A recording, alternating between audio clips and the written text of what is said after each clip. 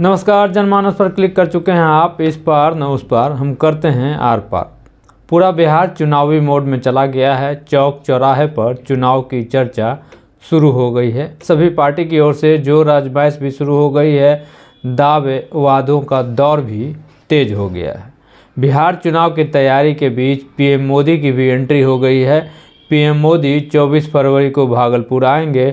वे किसान सम्मान समारोह में शामिल होंगे। इस कार्यक्रम में 10 जिलों के किसान के आने की संभावना है। पीएम मोदी प्रधानमंत्री किसान सम्मान निधि योजना की 19वीं किस्त भी यहीं से जारी करेंगे। किसानों के खाते में उनके खातों में सीधे पैसे ट्रांसफ़र किए जाएंगे। इस साल पीएम मोदी का यह पहला बिहार दौरा है। प्रधानमंत्री के बिहार दौरे को लेकर राष्ट्रीय जनता दल ने तंज कसा है। पार्टी की ओर से कहा गया है कि चुनावी साल है, इसलिए उनको बिहार की याद आ रही है। उन्होंने कहा कि ये सभी को पता है कि बिहार चुनावी साल में है और बिहार में विधानसभा के नेता प्रतिपक्ष और आरजेडी नेता तेजस्वी यादव लगातार बोल रहे हैं कि बिहार में चुनावी वर्ष है।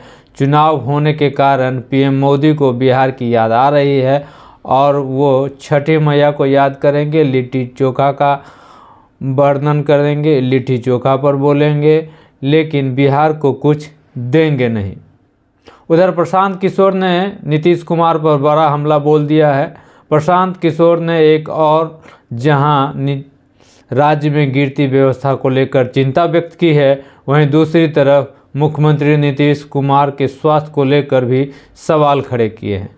जन स्वराज के सूत्रधार प्रशांत किशोर ने बिहार के मुख्यमंत्री की मानसिक स्थिति पर चिंता जताई है। उन्होंने कहा कि नीतीश कुमार मानसिक और शारीरिक रूप से थक चुके हैं। नीतीश कुमार की मानसिक स्थिति ऐसी नहीं है कि वो बिहार के मुखिया बने रह सके। बिहार में कानून व्यवस्था की स्थिति पर प्रतिक्रिया देते हुए प्रशांत किशोर ने कहा कि अपराधियों का सत्ता में बैठे लोगों से क्या रिश्ता है, यह सभी जानते हैं। जब बालू माफिया, शराब माफिया और अफसर राज हो और आप सुचारू कानून व्यवस्था की उम्मीद कैसे कर सकते हैं। जब मुख्यमंत्री मानसिक रूप से निर्णय लेने और सरकार चलाने में सक्षम नहीं हैं, तो ऐसी घटना स्वाभाविक है। नीतीश कुमार को लेकर उन्होंने बड़ा बयान दिया और कहा कि नीतीश कुमार बिना कागज़ देखे अपने मंत्रियों के नाम और उनके विभाग बता दें तो मान जाएंगे। लोग पहले से कह रहे हैं कि मानसिक शारीरिक तौर पर नीतीश कुमार थक गए हैं। अब 8-10 महीना रह गया है, उनको एक अन्य मार्ग का लुत्फ उठाने दीजिए। मानसिक तौर पर मैंने पहले भी कहा है, नीतीश कुमार की ये स्थिति नहीं है कि वो बिहार जैसे राज्य के मुखिया बने रहे। मैं आपको कैमरे पर एक और बात बता देता हूँ। हम लोगों ने कहा मेडिकल जांच के लिए, छोड़िए मेडिकल जांच की बात, नीतीश कुमार कैमरे पर आकर बिना कागज़ देखे अपने मंत्री परिषद के सदस्यों का नाम और विभाग बता दें, मैं अपना पूरा आंदोलन वापस लेकर नीतीश कुमार के समर्थन में फिर से खड़ा हो जाऊंगा। नीतीश कुमार अपने मंत्री परिषद के लोगों का नाम और विभाग नहीं बता सकते हैं, उससे आप क्या अपेक्षा करते हैं। इसलिए अब नीतीश कुमार को जाने दीजिए, 10 महीना उनका समय है, मुख्यमंत्री किसी तरह बने रहें, आगे उनसे कोई अपेक्षा नहीं।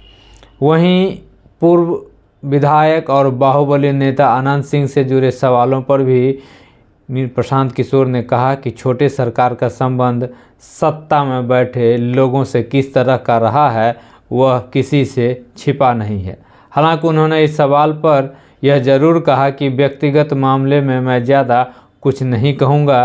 मेरे भाई अनंत सिंह और उनका संबंध आज के सत्तासीन लोगों से क्या है, वो आपको हमसे बेहतर पता है। मैं किसी व्यक्ति पर कोई टिप्पणी नहीं करना चाहता हूँ।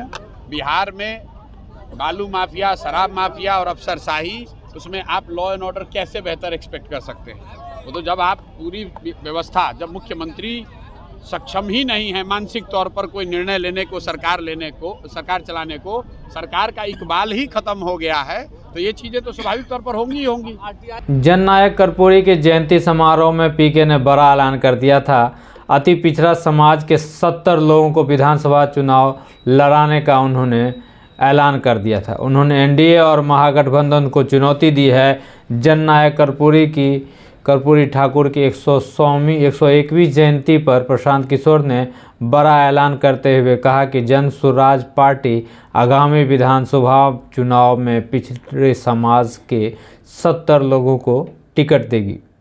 जन स्वराज न सिर्फ उन्हें टिकट देगी बल्कि चुनाव लड़ने में भी उनके लिए संसाधन जुटाएगी, मुहैया कराएगी और अपने बदौलत उन्हें चुनाव लड़वाएगी। उन्होंने एनडीए और महागठबंधन को चुनौती दी कि दोनों मिलकर भी अगर पिछड़े समाज के 70 लोगों को टिकट दे दे तो मान जाएंगे। ये तीनों लोग मिलके 70 आदमी को अति पिछड़ा समाज का टिकट नहीं दे सकता है।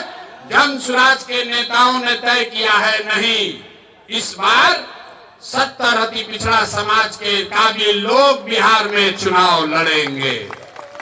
खाली टिकट नहीं पाएंगे।